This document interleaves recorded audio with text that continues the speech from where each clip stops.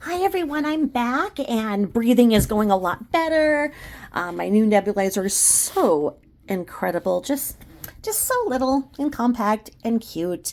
I've got some hot tea, so if I start coughing, we can stop that. Got the inhaler nearby, eye drops, everything, little crayons for huffing.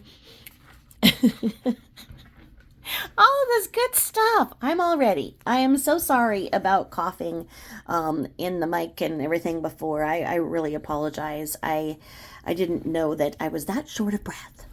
The wildfires are just kicking my ass. Anywho, here we go. So this is going to be part 3. And we're just going to go ahead and start right where on page 4, where we're going to go ahead and go into all of the juicy stuff. This is it. This is what we've been waiting for. So it's the complaint, and then as we know, we have the amended complaint, and that'll be interesting as well. I love the way they laid this out. They have all of the links and everything, so one thing can go to the other. It's beautiful work. It really is, and I cannot imagine how much this would cost attorneys to do.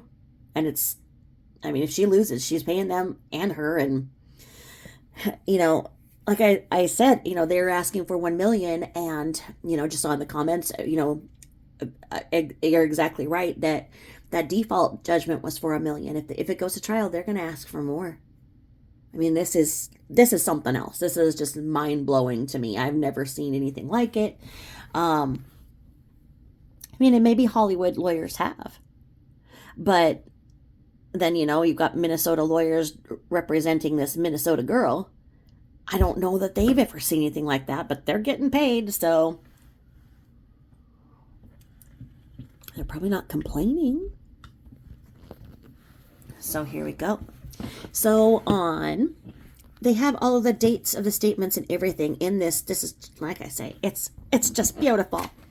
So on 22722, they say that KJ said Miranda Derrick was lured into a church, 7M, and 7M is associated with the 7 mountains of influence. 7M believes they need to take over all of the spheres of the world for Christ to return to the earth. The M in 7 stands for mountains of influence, a Pentecostal belief to take over the world, among others. Please see post for specifics. Okay. Now,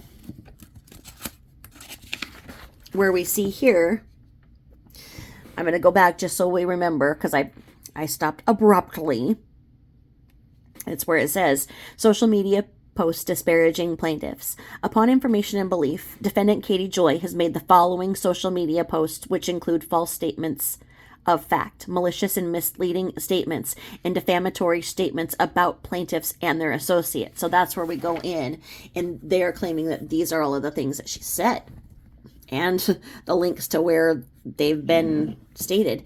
And she's not supposed to be deleting any of these things, and I assume they have good copies of these, because I would be willing to bet that if you went and tried to look these up, these links might not go to something that let's just say that somebody has a habit of dirty deleting. But just the facts here.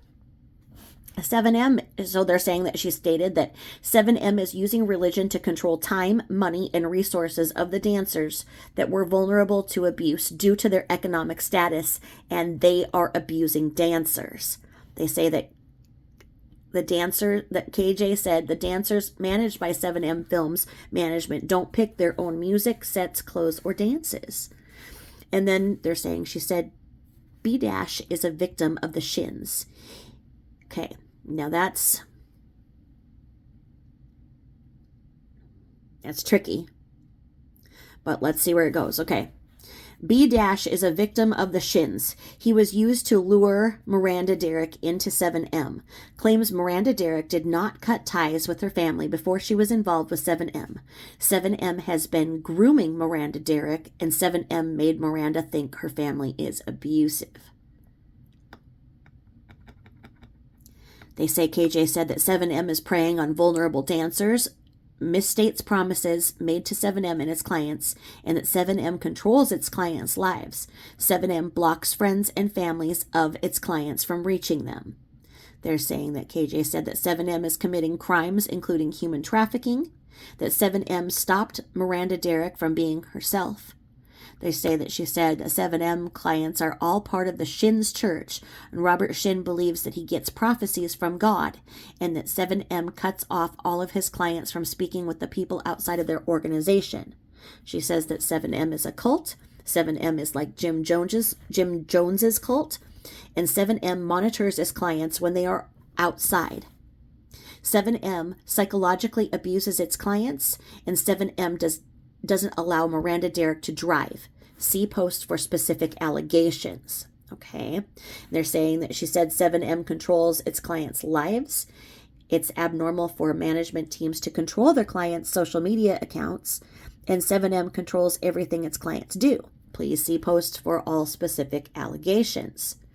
It's saying that she said 7M is destroying their clients' lives. Please see post for specific allegations. They're saying she said that 7M and Robert are predatory, that Robert Shin's church is tricking girls into following them. They say she said that 7M and Robert Shin are shaming people into joining their church, that Miranda and Derrick's marriage is fake and they are lying about it, and that 7M doesn't promote its female clients, that 7M is a cult, the Shins have been searching for people to prey on, and that 7M does not pay its dancers. Shirley Kim is always watching 7M's clients. See post for specific allegations. And it's saying that KJ said that 7M's clients are all falsely married to their spouses.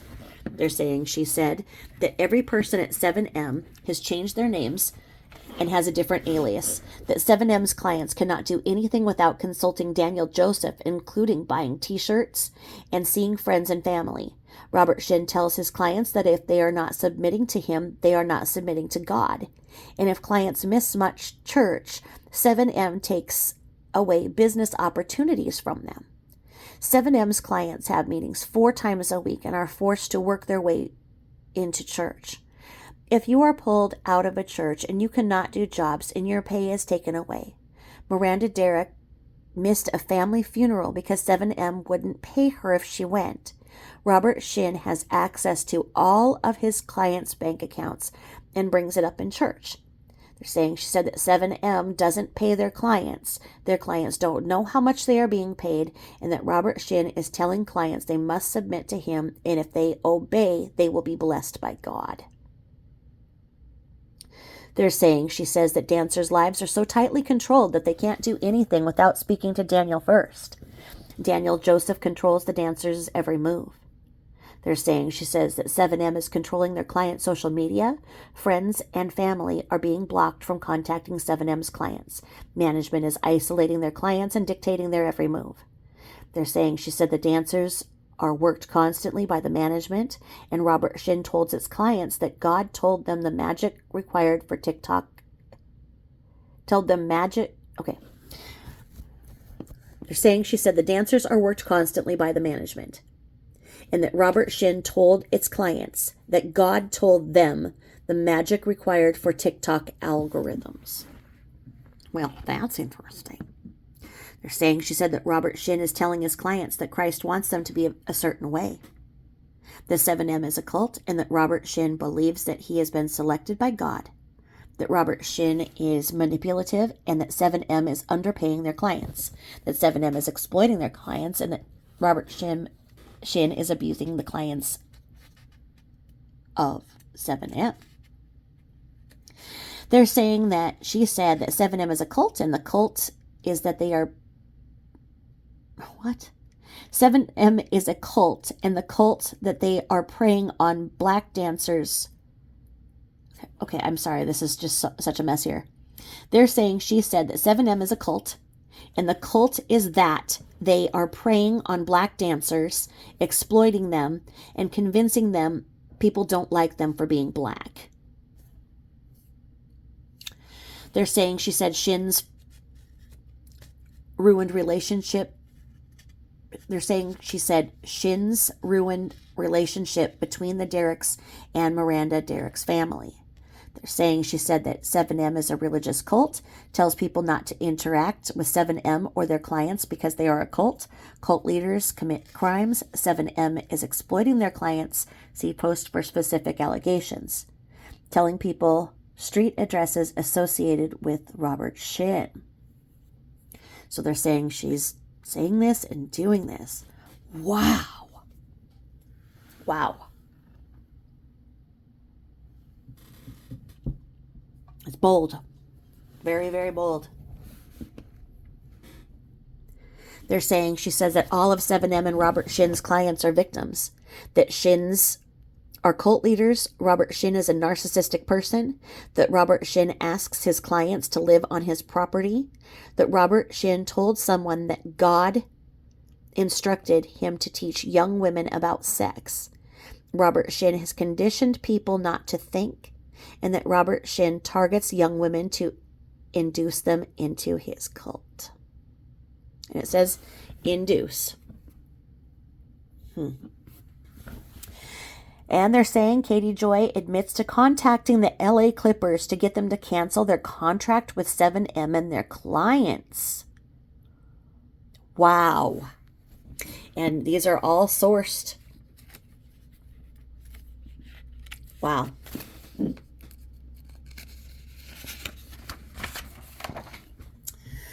They are saying that Katie Joy said that Robert Shin's church is forcing the Derricks to live in a property owned by them, that 7M is a cult engaging them in human trafficking.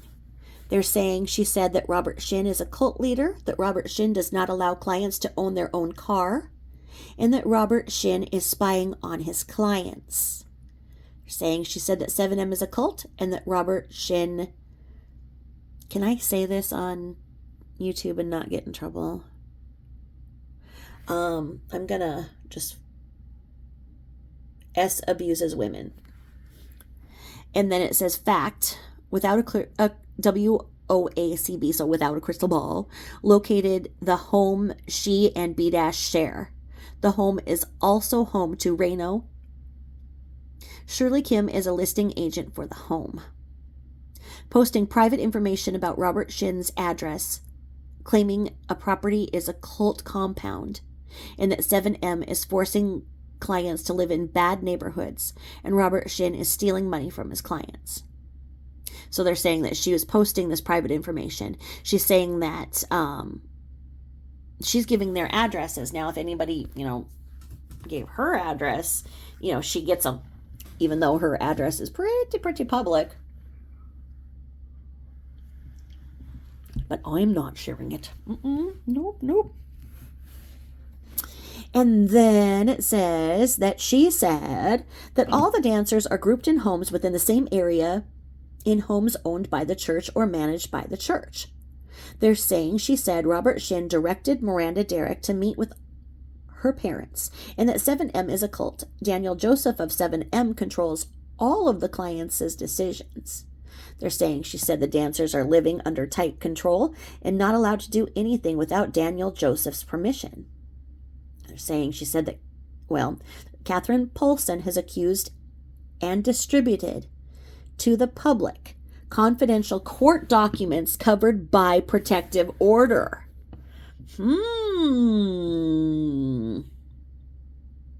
That would be bad.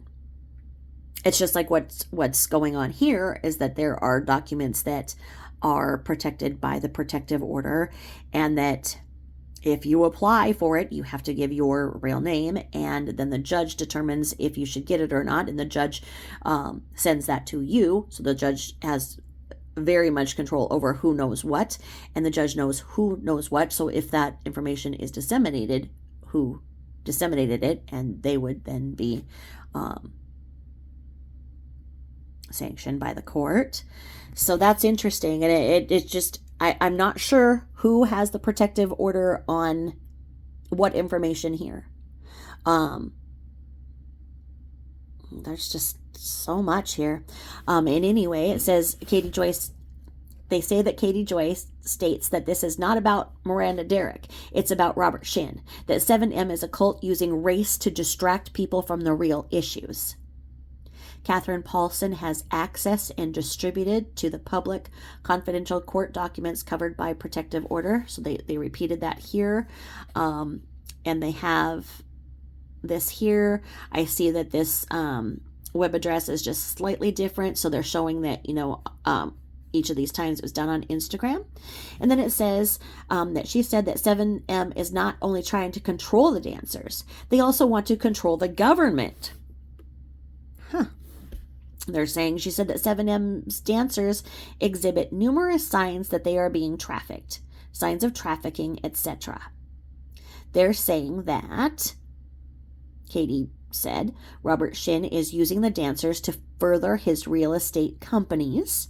And they're saying that she said in a sworn deposition, Robert Shin admitted that he used millions of dollars in church donations to further his business and for his own fortune. Okay, and that brings us to 310. So they're saying right here, we've just got through what they're claiming she did between 227 and 310. So pretty much in this 2-week period of time in 22, I guess, well, if we look back, well, we still were kind of pandemic-y. So maybe she was bored. She's really said a lot here. Wow. And they're saying that, KJ said, that Robert Shin propositions women for inappropriate contact, and that Robert Shin curses people who don't give him money. Robert Shin demands his clients submit to him, and that Robert Shin accesses clients' bank accounts. Robert Shin forces his clients to divorce their spouses, and that Robert Shin takes money from his church to fund his lifestyle. They are saying that KJ said that Robert Shin does not pay his clients, and that Robert Shin won't let people use their own vehicles, and that Robert Shin forces people to put their kids in daycare. They are saying that Catherine Paulson has accessed and distributed to the public confidential court documents covered by protective order. And this is the third time that they are saying that she's done it. And it looks like she's done it on Instagram, according to them. And because there are certain things you cannot do. And YouTube comes down really hard on an address. You have an address on something that, even if it's 3 hours long, and you have the address at any point, that whole video is done. And once YouTube has seen it, it makes it forbidden. You cannot do anything with it. Now, let's see. They say that KJ said that Shin admitted to setting up a shell company, Mission 2020, in order to form other companies underneath the organization. That he would start a business as DBA, doing business as, and only incorporate it after it became profitable. The businesses generated limited income, but rather were used to funnel donations from the church to Robert Shin as payroll bonuses and interest. The fact was the money he received via these businesses were donations made by Lydia Chung and her trust. Shin took out loans from Shekinah Church. I don't know if I said that right. Shekinah Church.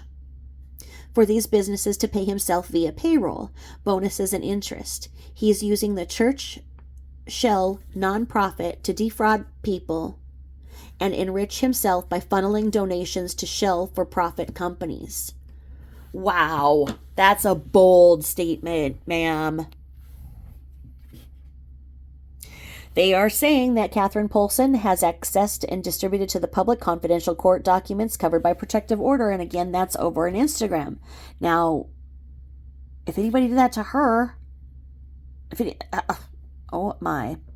They are saying that KJ says that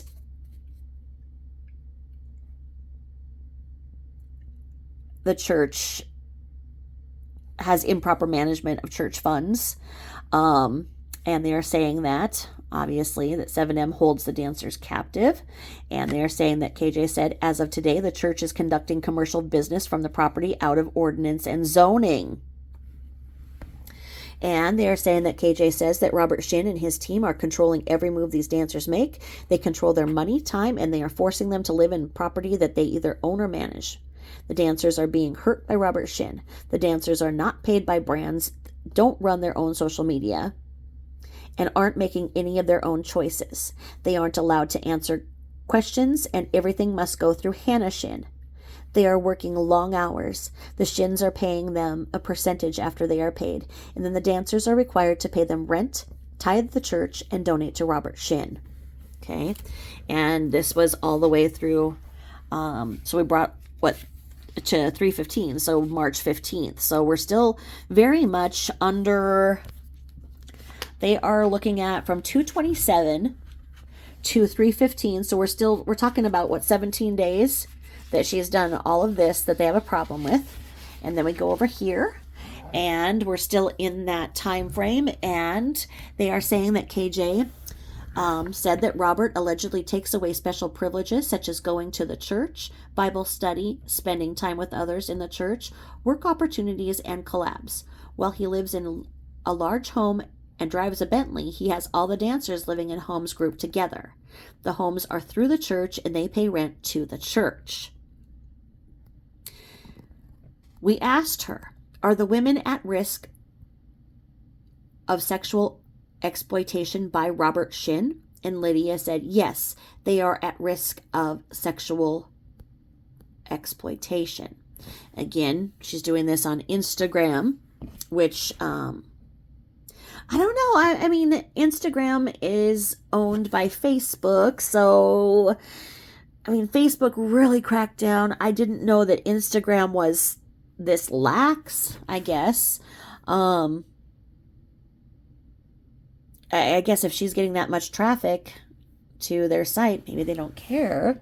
But something I've always wondered about, and maybe somebody can speak to this, is how is Instagram, Facebook not a secondary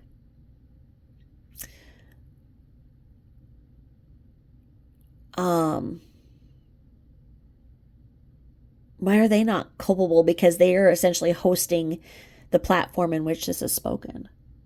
Has anybody heard why they have not included them in their lawsuits, their civil suits? It seems like they could at some point, and maybe they have. I don't know. Maybe we'll find the answers. Maybe somebody knows. If you know, let me know. And then they are saying that KJ said that Robert Shin is forcing couples to divorce, cut off family, and having them live in separate houses divided by sex. Relationships have been cut off by the dancers because of Robert's coercion. Robert is taking away privileges and punishes dancers who do not submit. He demands full submission. They are not allowed to ask questions because questions are evil. The number of personal injury claims that have been filed against Shin or the church members related to their cars, and you start to see the threats are not just spiritual. Then add that Lydia Chung stated yesterday that the women are at risk of sexual exploitation.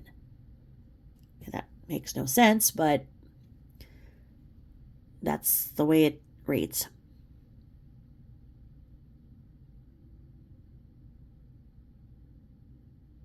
I'm reading that again.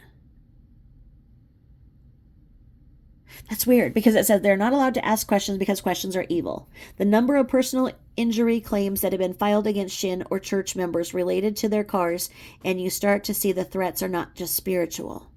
Then add that Lydia Chung stated yesterday that the women are at risk of sexual exploitation. I don't know how that makes sense, but anyway.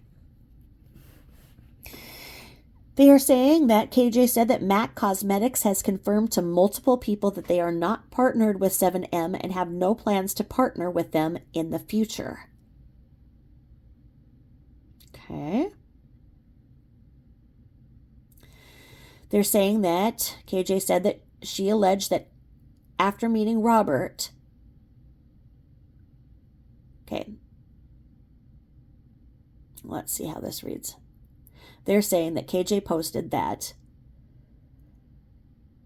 whoever we're talking about here, we'll find out, alleged that after meeting Robert, he isolated her from the husband, convinced her that he was influenced by demons because her husband didn't support Shekinah Church, convinced her to divorce her husband, moved her into a home with other women from the church, and then took full control of her life.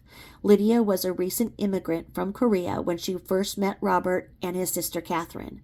She was also a trustee of a large fund in Korea which held millions of dollars. She alleged that over years, Robert Shin and Catherine Yee gained access to her bank accounts. During this time, she alleged that they forged signatures and transferred money out of her trust to the church.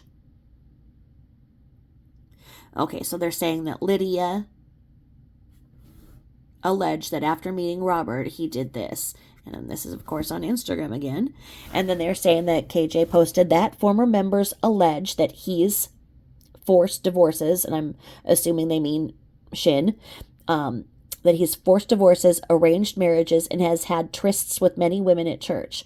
One source alleges that one loyal woman was used as bait for real estate agents. They allege that Robert would send the women on dates with agents as baits to get listings for their company. So please continue to spread this out that people need to stop collabing with 7M or working with them. As long as they are working for Robert, they are being exploited. I've had multiple dancers reach out to say the male dancers are actively trying to get young females to join the group. Okay, so they're saying that KJ said this. So they're saying that KJ posted. So please, continue to spread this out, that people need to stop collabing with 7M or working with them. As they are working for Robert, they are being exploited. I've had multiple dancers reach out to say the male dancers are actively trying to get young females to join the group. This is probably one of the two most problematic statements that I've seen here, where she's actively saying something that could affect their bottom line, their profit, their money. This is huge. I mean, she better hope this is true, because wow. And they are saying that she says that Shins exploit followers under the guise of religion to hand over their fortunes. Okay, so, all right. And then we're over here at March 19th. So we're still very much in that short period of time where there's a lot of posting. And they're saying that she says that 7M controls its clients' bank accounts. And they're saying she said that Robert Shin barely works and lives off the work of his cult followers. They're saying she said that her pastor and his wife, the woman of God, is also her manager, and they dictate her whole schedule. Okay. So her pastor and his wife, the woman of God, is also her manager. They dictate her whole schedule. So, I mean, this may have been a post where she has, an image of something and that's written over is what I'm kind of feeling might be what we're looking at here.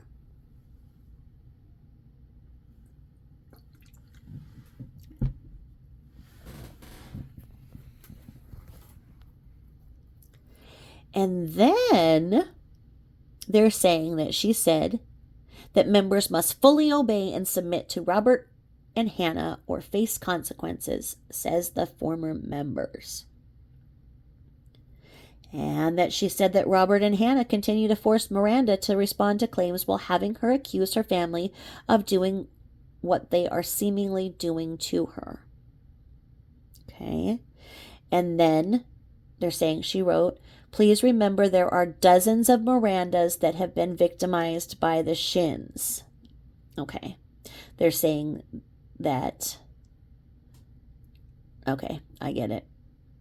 Dozens of, in quote, Mirandas. So there's dozens of Mirandas that she represents many. I get it. Okay. And then they're saying that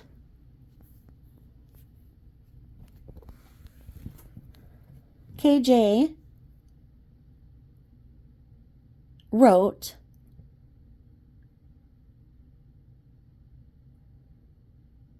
call to stop people from becoming clients of 7M or working with them, that Miranda Derrick has been kidnapped by 7M. Okay, so they're saying that she posted this to tell people to do. She told people to call and tell others to stop being clients of 7M or working with them, that Miranda Derrick has been kidnapped by 7M. That's really, that's another whopper. And then they are saying that she said that members are instructed to give 10% tithe, 10% gift of thanks to the church, and 10% love gift to Robert.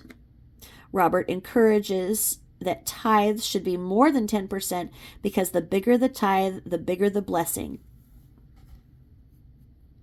Former members say they were given allowances by Robert and could not deviate from that allowance. The church members stopped having weddings because weddings are wasteful and the money is not for weddings but the gospel. Travel is not allowed because it is considered selfish and doing things for yourself. You cannot miss any church meetings, and there are numerous meetings during the week. Members are taught to submit to Robert and not to question. Those who submit can be rewarded with gifts like luxury bags, expensive clothing, and jewelry, says the source. And again, she's posting this all on Instagram, allegedly. And then they're saying that KJ said that Robert stole the money he used to buy his vehicle. Whew. And they're saying she said pastors using undue influence to not only be the mentor and dictator of the lives of the talent, but also managing and producing their careers is a massive conflict of interest, that 7M is using a church to run for-profit companies and control their members. They're saying that KJ said that Robert Shin has waterboarded members of his church. Now, I had heard this, and, I'm not saying I heard this about, I'm saying I heard that she had said that.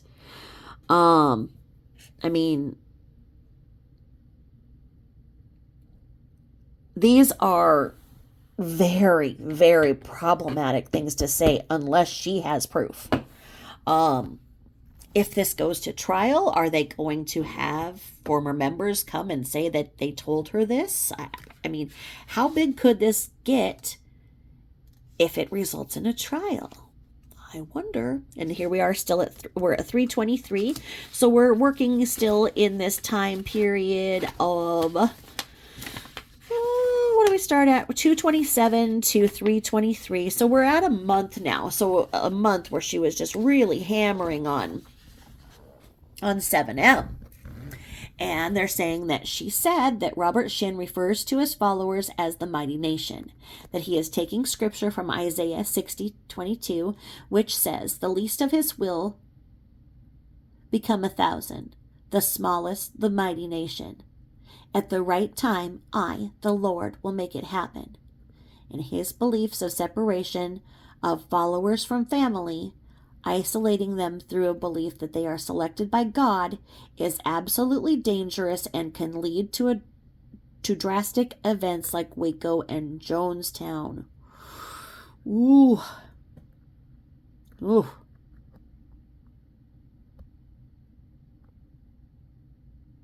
Huh.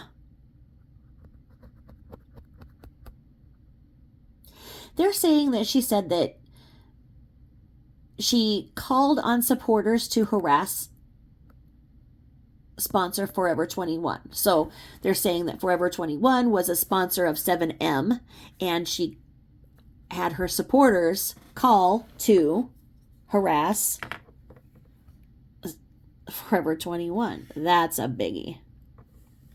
And then they're saying that she said that Miranda Derrick's paid post about the Do Fasting app is Robert Shin forcing his clients not to eat. Multiple claims about Robert Shin's personal health and relationship with food, and that Robert Shin forces clients to be thin, claiming Robert Shin shamed clients for being overweight.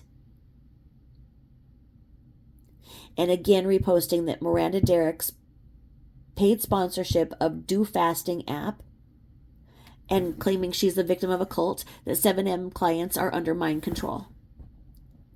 And she posted that AT&T has cut ties with 7M client following the allegations regarding 7M being a cult and the way they treat their dancers. And then these three have no link. But they say that the Instagram story that she posted stated that Robert Shin targeted his clients and exploits them. They're saying that she did an Instagram story stating that Robert Shin and B- abandoned their children. They're saying that she did an Instagram story bragging about being the go-to for all information about the cult leader Robert Shin. Oh. And then we go in here to continued disparagement, because we go, and that's at 331. So we're really going in from all of February to all of March, that they looked at that time period. And they served her, remember that first time where we had that notice that she's being sued in April. So they must have really started hearing things and then got serious about watching her and documenting what she did from February to March, and then sunk their teeth in.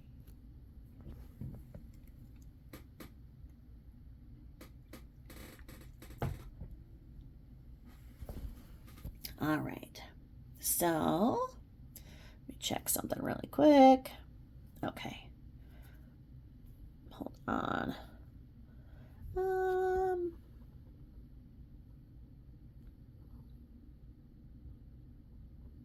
There we go. There. Okay, so continued disparagement. On March 10th, 2022, plaintiff sent a cease and desist letter to defendant instructing her to discontinue any and all claims about 7M. Okay, I was going to ask that. That makes sense. So they sent her, on March 10th, they sent her a cease and desist letter. Okay, so that's where we get into... Once they sent her a cease and desist, if they can prove that she got the cease and desist, that she continued to do all of that from this time in these last 3 pages. So she got a cease and desist letter to the defendant instructing her to discontinue any and all claims about 7M, Robert Shin, Miranda Derrick, and any clients, dancers, associates, etc. of theirs, in addition to removing all postings she had already made regarding the same. And then it says that defendants did not respond to the cease and desist letter and are continuing to post false allegations about plaintiffs and their various clients and associates daily, if not hourly. And they have a point, because she has many different forums in which she posts. And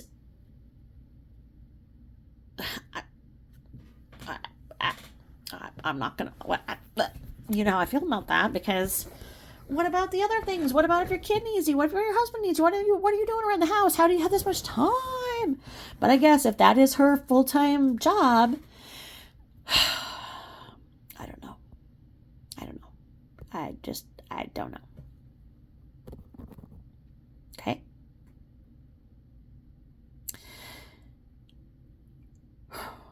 Plaintiffs reserve the right to amend these pleadings to include any and all posts made after the last of the listed posts and incorporate them herein. And then it says, as a direct result of defendants' false and defamatory statements, plaintiff's reputation and standing in the community has been irreparably harmed. And then we go to count 1 in the defamation. And it's saying that plaintiffs restate and incorporate by reference all paragraphs previously set forth. The Katie Joy communicated all of the posts outlined in this complaint, the false statements, to hundreds of thousands of people throughout her various social media accounts. and the false statements are categorically false. That Katie Joy knew the false statements to be false when she made them, or at the very least acted with reckless disregard for the truth. That Katie Joy made the false statements with actual malice. That Katie Joy made the false statements to further her own financial interests. She monetized the web traffic from these sensational and false claims. The false statements have caused and continue to cause plaintiffs significant reputational harm, mental distress, humiliation, hatred, contempt, and embarrassment. As a direct and proximate result of the conduct of defendants' false statements, plaintiffs have been shunned, avoided, and injured in their occupation or business. And by refusing to take down the defamatory posts and continuing to create new content with additional defamatory statements on multiple platforms, Katie Joy continues to make false, misleading, and defamatory statements. And as a direct and proximate result of defendants' false and defamatory statements, plaintiffs have suffered damages in an amount to be proven at trial, but reasonably believed to exceed $1 million. $1 million. Whoa. I mean, so they were willing to let this go. They were willing to say, hey, look, knock it off, take it down. Here's your cease and desist. Shut up. We're going to move forward. But it was this important to her to continue. And you just don't know what her motive is. Like, what propels her to do this? Is she making so much money that this is a thriving business for her to do this? Are these claims true and she's doing this to really be this person who saves people who are being exploited? I just don't see it in her, but I don't know. So come over here. And then what do we have? We have count 2. And we have defamation per se. And it says that the plaintiffs restate and incorporate by reference all paragraphs previously set forth. That Katie Joy communicated the false statements to hundreds of thousands of people through her various social media accounts. That Katie Joy contacted individuals and organizations directly to disparage plaintiffs. That all of the false statements made by Katie Joy as outlined in Section C of the factual background of this complaint are categorically false. That Katie Joy knew the false statements were false when she made them, or at the very least acted with reckless disregard for their truth. Katie Joy made the false statements with actual malice. That Katie Joy made the false statements to further her own financial interests. She monetized the web traffic from these sensational and false claims. The false statements accuse plaintiffs of committing crimes of moral turpitude. These allegations have harmed plaintiffs in their trade and in their personal lives. And the false statements have caused and continue to cause plaintiffs significant reputational harm, mental distress, humiliation, hatred, contempt, and embarrassment. That as a direct and proximate result of the conduct of defendants' false statements, plaintiffs have been shunned, avoided, and injured in their occupation or business. That as a direct and proximate result of defendants' false and defamatory statements, plaintiffs have suffered damage in an amount to be proven at trial, but reasonably believed to exceed $1 million. Count 3, tortious interference of contract.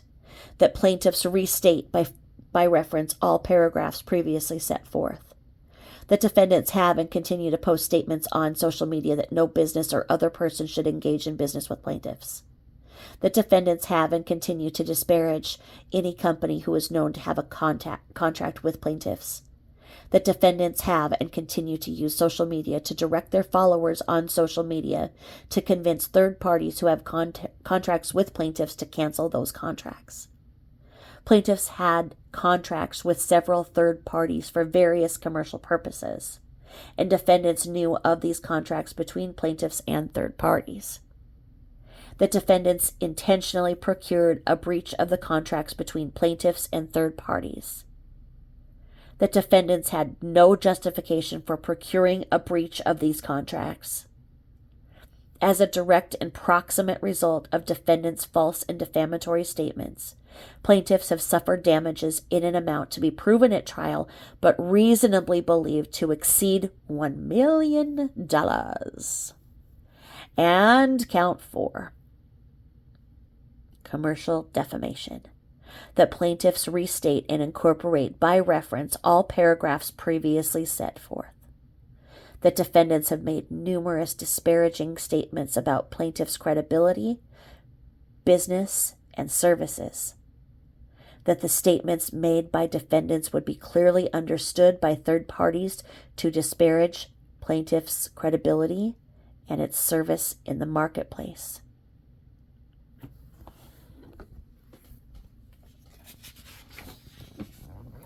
Hundreds, if not thousands, of posts include original posts and comments on social media have been made disparaging plaintiffs and their business as a direct and proximate result of defendants' false statements.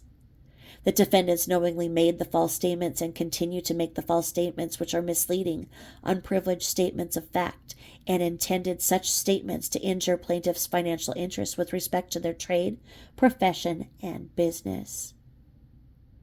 The defendants continue to boast about interfering with plaintiffs' contracts with various third parties. See below for one such post where defendants boast about getting plaintiffs' contract with the LA Clippers canceled. And this is where we have a copy of a post. And it says, multiple talent agents and managers have told me that the Clippers are cutting ties with 7M.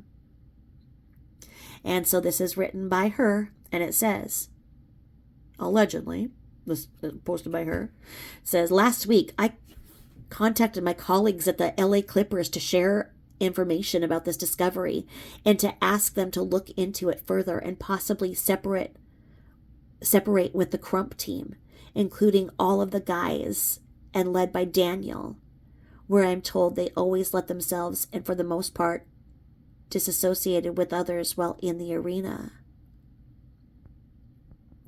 And then good news, they were canceled for the performance they were supposed to do the same night, as well as indefinitely, and the Clips agreed to launch an investigation into this group further in the meantime. Small victories. Wow.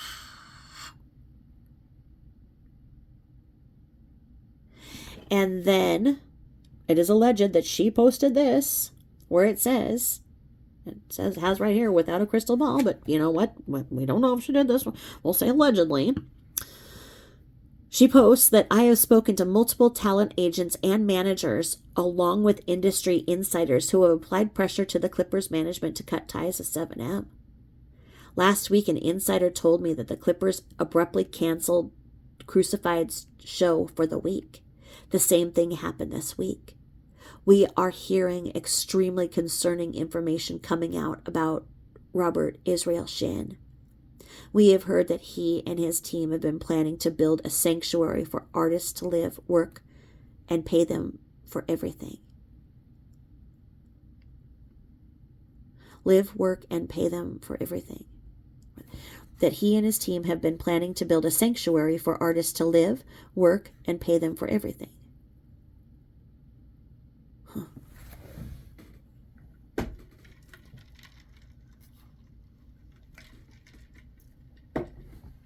Defendants knew that the statements were untrue at the time that the statements were made, or acted with reckless disregard of the truth or falsity of the statements. The defendants knew or should have recognized that the third parties would act in reliance of the statements, causing plaintiffs financial harm. That the plaintiffs have suffered direct financial harm as numerous people and businesses have acted in reliance on defendants' false statements. And plaintiffs have lost and continue to lose sales, clients, and contracts as a result of plaintiffs' false statements. As a direct and proximate result of defendants' false and defamatory statements, plaintiffs have suffered damage in an amount to be proven at trial, but reasonably believed to exceed $1 million. And looking at this, when we're talking about a show being canceled, and the Clipper, we are talking at, at many millions of dollars. I don't know how much she's insured for with the LLC. I don't know. And then count 5, intentional infliction of emotional distress. The plaintiffs restate and incorporate by reference all paragraphs previously set forth. That the conduct of defendants as described in this complaint was extreme, outrageous, and beyond the bounds of decency tolerated in a civilized society. That members of 7M and their associates have been stalked since defendants began posting the false statements. That members of 7M and their associates have received threats since defendants began posting the false statements. That the conduct of defendants was intended to cause plaintiffs severe emotional distress and or was perpetrated with reckless disregard as to the probability that plaintiffs would suffer severe emotional distress as a result. And the extreme and outrageous conduct of defendants included, but was not limited to a series of harassment where defendants published to various public mediums false statements about plaintiffs, including that they are a cult, that they are engaging in sex trafficking, that they are engaging in mind control, that they do not pay their clients pursuant to their contracts, and that they force their clients to live in hustle houses, among various other statements outlined in the false statements.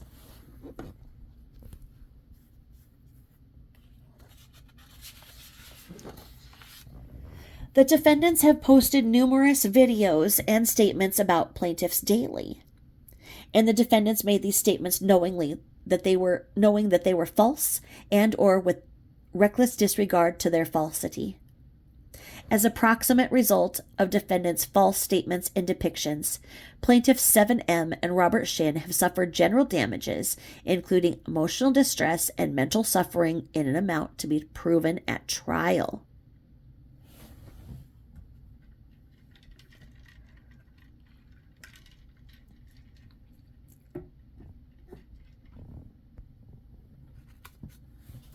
Count 6 is that plaintiffs restate and incorporate by reference all paragraphs set forth, and that defendants knew of the false and defamatory character of the false statements, and that defendants made the false statements both orally and in writing, and that defendants made the false statements to third persons without the consent of plaintiffs, and that plaintiffs are within the intended protection of Minnesota Statute 609.765.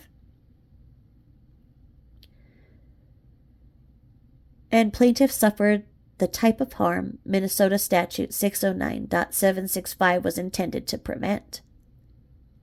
As a direct and proximate result of defendants' false and defamatory statements, plaintiffs have suffered damage is in an amount to be proven at trial, but reasonably believed to exceed $1 million. Count 7, deceptive trade practices. Plaintiffs restate and incorporate by reference all paragraphs previously set forth. The defendants have made and continue to make numerous statements disparaging plaintiffs and their business.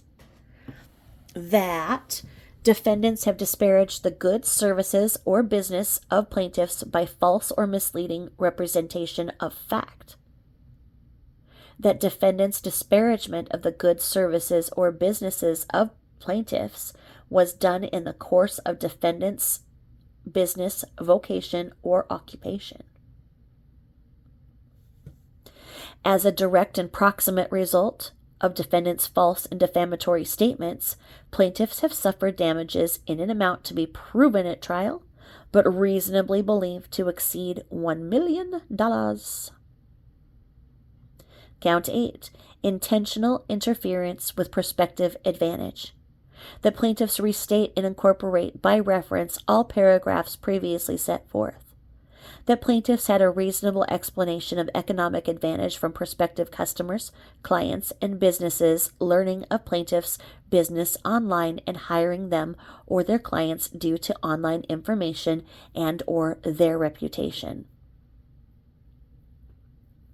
Defendants knew of plaintiff's expectation of economic advantage. Defendants' posts intentionally interfered with plaintiff's expected economic advantage. And defendants' false statements are tortious, independent of this claim for interference of prospective economic advantage and a violation of state law. But for defendants' false statements, it is reasonably probable that plaintiffs would have realized economic advantage or benefit. As a direct and proximate result of defendants' false and defamatory statements, plaintiffs have suffered damages in an amount to be proven at trial, but reasonably believed to exceed $1 million.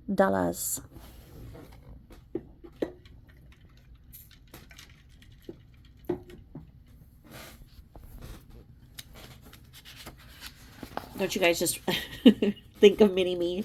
The Mini-Me, why can't I think of that movie?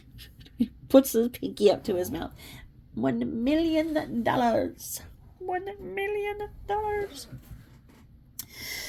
Count 10, injunctive relief. Oh God, I didn't mean to yell at that like that. Oh Lord, I just took a deep breath and sorry about that. Count 10, injunctive relief. Plaintiffs restate and incorporate by reference all paragraphs previously set forth. That plaintiffs will suffer great and irreparable injury if defendant continues to disseminate false and defamatory statements about plaintiffs, their associates, and clients. That plaintiff's legal remedy is not adequate to protect against post-judgment irreparable harm. That an injunction is necessary to prevent irreparable harm.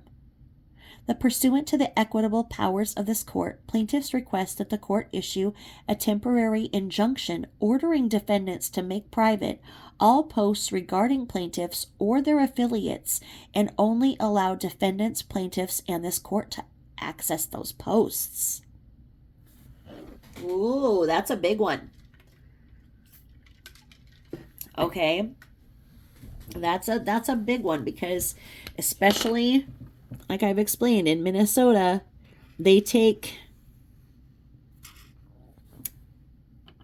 minimizing anybody's freedom regarding anything very, very seriously. So pursuant to the equitable powers of this court, plaintiffs request that the court issue a mandatory and permanent injunction enjoining defendants from continuing to make false and defamatory statements about plaintiffs at any time, now or in the future. And then they say for a jury demand that plaintiffs request a jury trial on all issues triable to a jury under Minnesota R. Civil Procedure 38 and as otherwise provided by law. And they request for relief, wherefore plaintiffs request the court grant the following. For a preliminary injunction ordering defendants to make private all posts regarding plaintiffs or their affiliates and only allow defendants, plaintiffs, and this court to access these posts. For a preliminary injunction ordering defendants to discontinue making any posts regarding defendants or their affiliates. For permanent injunctive relief for defendants to remove all posts regarding plaintiffs and ordering defendants to make no more posts about plaintiffs or their associates.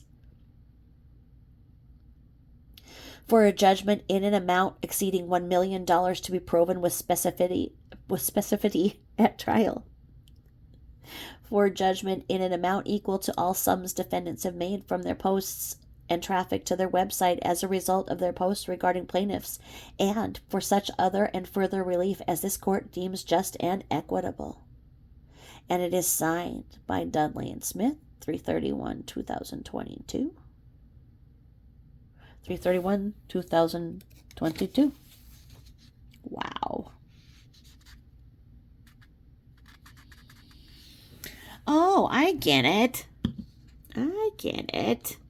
They have Minnesota lawyers here. So they're not going to be the big shiny 7M California lawyers.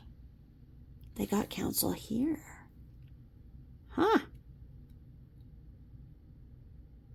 Wow.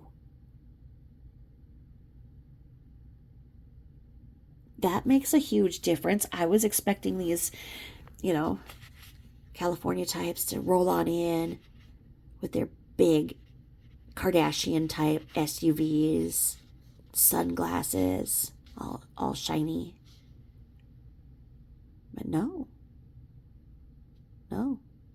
They've got a Minnesota representation. Huh. Wow. Okay.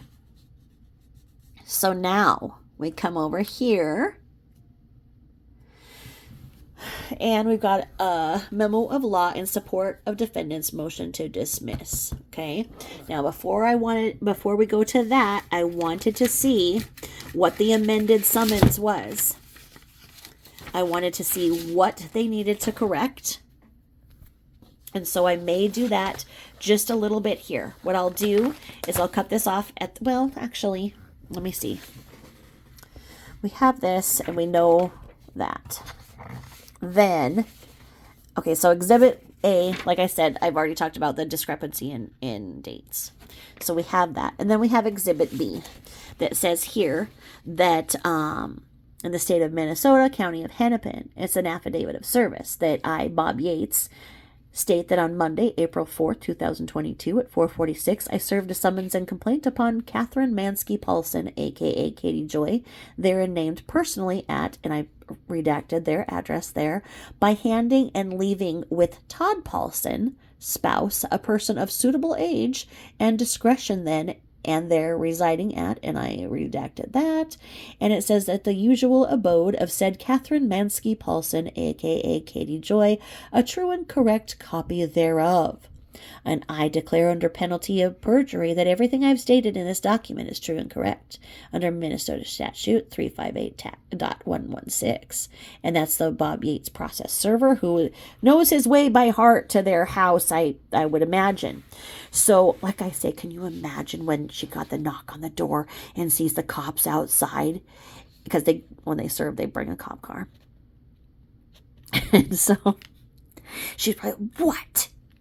Oh, what is it? Well, Todd, you answer the door. I'm not going to get it. Oh. And then this was the part that was a little bit different that I was looking at, but it's stated page 22.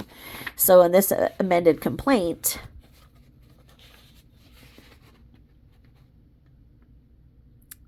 what I'm going to do is I'm going to go through this really quick and highlight anything that's different. So I won't take too much of your time to do that.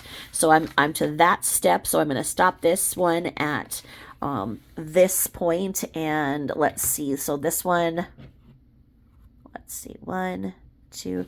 This will be number 3 in our series of narration, and I'll just go back to Huffing Crayons and checking for differences in this, and then see where I can move forward logically here. Thank you for listening. I appreciate it, and I will talk to you again soon. Bye-bye.